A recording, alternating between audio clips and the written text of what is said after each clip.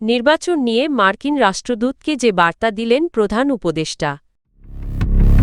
নির্বাচনী প্রচারণায় আজ পঞ্চগড় যাচ্ছেন জামায়াত আমির। নির্বাচনী প্রচারণার প্রথম দিনই চমক দেখালেন তারেক রহমান। আজাদির বাংলাদেশ প্রতিষ্ঠায় শাপলা কলিতে ভোট দিন হাসনাত আব্দুল্লাহ। প্রতিটি নাগরিকের জানমাল রক্ষা করা এখন অত্যন্ত জরুরি মির্জা ফখরুল।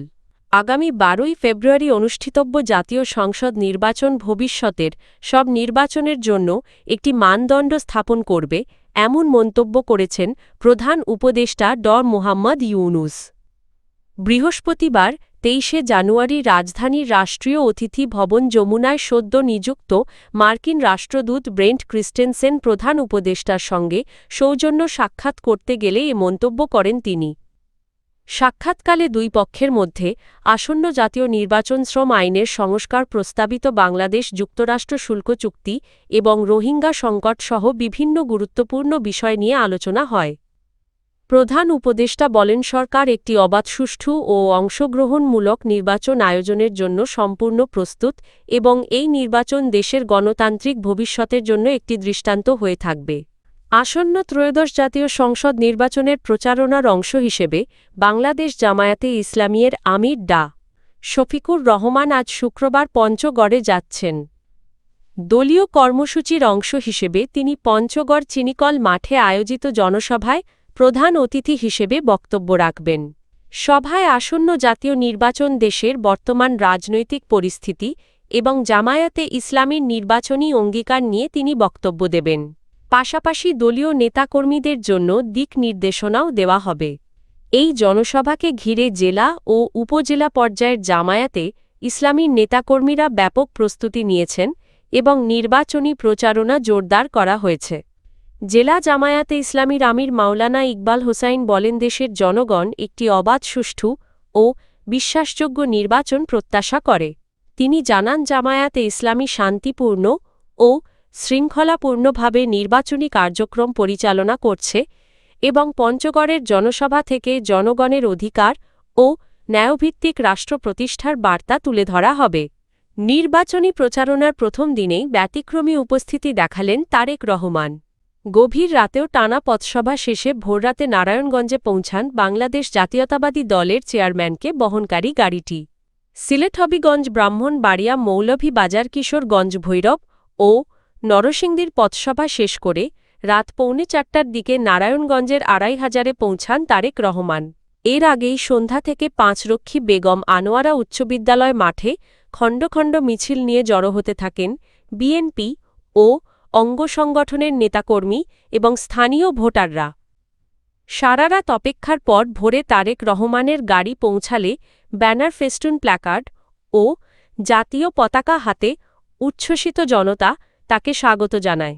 দীর্ঘ 22 বছর পর তারেক রহমানকে একনজর দেখার সুযোগ পেয়ে আবেগাপ্লুত হয়ে পড়েন উপস্থিত হাজারো মানুষ। মুহুর্মুহু স্লোগানে মুখর হয়ে ওঠে সমাবেশ স্থল। মঞ্চে উঠে হাত নেড়ে নেতাকর্মীদের শুভেচ্ছা জানান বিএনপি চেয়ারম্যান। বক্তব্যের শুরুতেই নির্ধারিত সময়ে উপস্থিত হতে না পারায় তিনি দুঃখ প্রকাশ করে স্থানীয় জনগণের কাছে ক্ষমা চান। তিনি জানান পথে বিভিন্ন স্থানে বিপুল সংখ্যক মানুষের সঙ্গে কথা বলতে গিয়ে সময় বেশি লেগেছে। নারায়ণগঞ্জবাসীর ধৈর্য ও ভালোবাসার জন্য কৃতজ্ঞতা জানিয়ে তারেক রহমান বলেন আগামী 12ই ফেব্রুয়ারি ভোটের দিন কেন্দ্র খোলার সঙ্গে সঙ্গে লাইনে দাঁড়িয়ে ধানের শীষ প্রতীকে ভোট দিতে হবে। এ সময় উপস্থিত জনতা হাত তুলে ধানের শীষে ভোট দেওয়ার অঙ্গীকার করেন। জাতীয় নাগরিক পার্টির এনসিপি দক্ষিণাঞ্চলের মুখ্য সংগঠক ও কুমিল্লা -4 আসনে জামায়াত জোটের মনোনীত প্রার্থী হাসনাত আব্দুল্লাহ ভোটারদের শাপলা কলি প্রতীকে ভোট দেওয়ার আহ্বান জানিয়েছেন। শুক্রবার সকালে কুমিল্লার দেবিদ্বার উপজেলার ভিংলাবাড়ি এলাকায় এক উঠান বৈঠকে তিনি বলেন আজাদি ও ইনসাফ ভিত্তিক বাংলাদেশ গড়তে শাপলা কলিতে ভোট দিতে হবে। তিনি দাবি করেন এনসিপি ও জামায়াত জোট ন্যায়ভিত্তিক সমাজ ব্যবস্থা প্রতিষ্ঠা করতে চায় যেখানে মাদক, সন্ত্রাস, চাঁদাবাজি ও দুর্নীতির কোনো স্থান থাকবে না।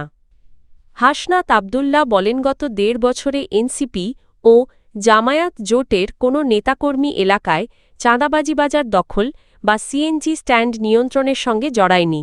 তিনি বলেন এবার রেমিট্যান্স যোদ্ধা শ্রমিক ও মেহনতি মানুষের মধ্য থেকেই নেতৃত্ব নির্বাচিত হবে।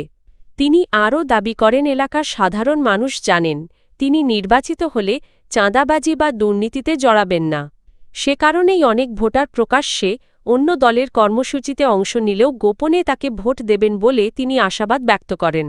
বিএনপি মহাসচিব মির্জা ফখরুল ইসলাম আলমগীর বলেছেন, দেশে আইন শৃঙ্খলা পরিস্থিতির মারাত্মক অবনতি ঘটেছে যা সাধারণ মানুষের জীবন ও নিরাপত্তাকে গুরুতর হুমকির মুখে ফেলছে। বৃহস্পতিবার মধ্যরাতে গণমাধ্যমে পাঠানো এক বিবৃতিতে তিনি বলেন এই পরিস্থিতি দ্রুত নিয়ন্ত্রণে এনে প্রতিটি নাগরিকের জানমাল রক্ষা করা এখন অত্যন্ত জরুরি। বিবৃতিতে তিনি জানান বৃহস্পতিবার রাত 9:30টার দিকে কেরানীগঞ্জের হজরতপুর ইউনিয়ন বিএনপির সাধারণ সম্পাদক হাসান মোল্লাকে সন্ত্রাসীরা গুলি করে। গুরুতর আহত অবস্থায় তাকে ঢাকা মেডিকেল কলেজ হাসপাতালে ভর্তি করা হয়েছে। এই হামলাকে ন্যক্কারজনক ও বর্বর উল্লেখ করে মির্জা ফখরুল তীব্র নিন্দা ও প্রতিবাদ জানান। একই সঙ্গে তিনি অন্তর্বর্তী সরকারের প্রতি আহ্বান জানান দ্রুত সুষ্ঠু ও নিরপেক্ষ তদন্ত সম্পন্ন করে জড়িতদের গ্রেপ্তার করে আইনের আওতায় আনার জন্য।